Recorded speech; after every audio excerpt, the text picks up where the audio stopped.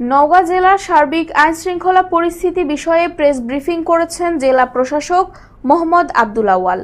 Print ও electronic মিডিয়ার সাংবাদিকদের উদ্দেশ্যে তিনি বলেন, জেলার সার্বিক আইনশৃঙ্খলা পরিস্থিতি নিয়ন্ত্রণে রাখার জন্য জেলা প্রশাসন, বাংলাদেশ সেনাবাহিনী, পুলিশ, র্যাব, বিজিবি ও আনসার সহ সকল আইনশৃঙ্খলা রক্ষাকারী বাহিনীর নজরদারি ও নিয়মিত অভিযান পরিচালিত হচ্ছে।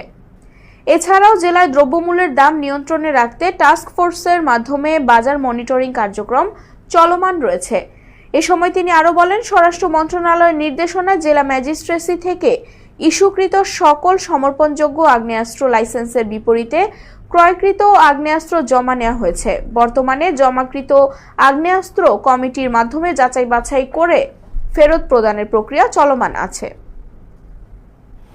গঠিত কমিটির মাধ্যমে যাচাই বাছাই করে ফেরত প্রদানের প্রক্রিয়া